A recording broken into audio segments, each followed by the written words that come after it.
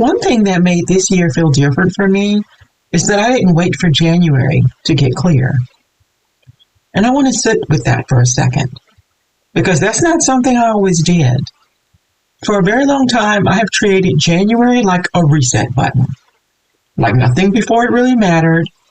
December was almost like something to survive.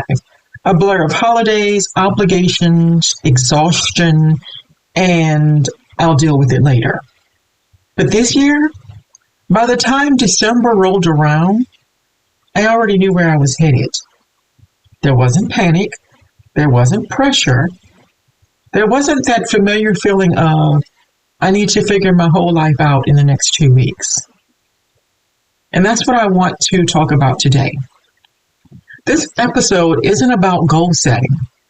It's not about resolutions, and it's definitely not about pretending everything went perfectly. This is about ending the year on purpose. Because that's something really powerful about walking into a new season already grounded, instead of desperate for a fresh start. So if you're listening and feeling tired, reflective, or quietly proud of yourself, even if nothing big happened, this episode is for you. Now, what I'm leaving in this year. Let's talk about what I'm leaving behind. Because honestly, clarity gets easier once you decide what you're done carrying. The first thing I'm leaving is the idea that clarity has to wait for a clean calendar. I used to think I needed a new planner, a new month, a new year, something external before I could make a decision. And what that really did was delay my peace. Because life doesn't magically slow down on January 1st. Another thing I'm leaving? Unrealistic timelines. Not ambitious timelines, unrealistic ones. You know, the kind that don't account for real life, real energy, real emotions, or real rest. The kind that look impressive, but quietly demand burnout as the entry fee. And I had to be honest with myself and ask, who was I setting these timelines for? Was it alignment or was it pressure? I'm also leaving overcommitting as a personality trait. Just because I can doesn't mean I should. Just because I'm capable does not mean I'm available. And finally, I'm leaving the habit of waiting until the last minute to decide what I want.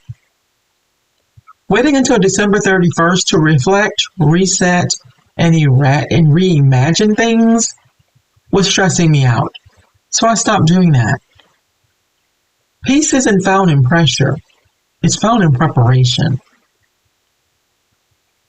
Now let's talk about what I am carrying forward. Because this isn't about emptying yourself out. It's about choosing better. What I'm carrying forward is clarity, without urgency.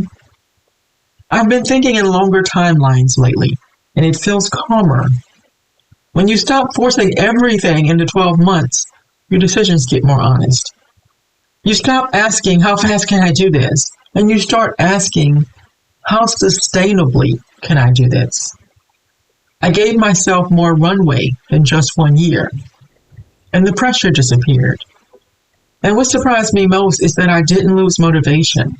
I gained focus. I'm carrying forward discernment. I'm carrying forward rest without guilt. I'm carrying forward the understanding that everything doesn't need to be rushed or shared to be valid. Some things grow better in quiet. One of the biggest shifts for me this year was getting clear before the year ended. Some things are already in motion, and I didn't need to announce them. That alone reduced my stress more than any productivity system ever could. Because when January comes into view, it doesn't feel like a starting line. It just feels like a continuation. I started laying groundwork early, and that gave me permission to rest at the end of the year instead of spiraling. And let me say this clearly. Clarity doesn't mean certainty about every detail. It means direction. Clarity came early for me this time, and I'm protecting that. I'm not rushing it. I'm not explaining it. I'm letting it unfold at the pace it deserves. I don't need a loud beginning when I already know where I'm going.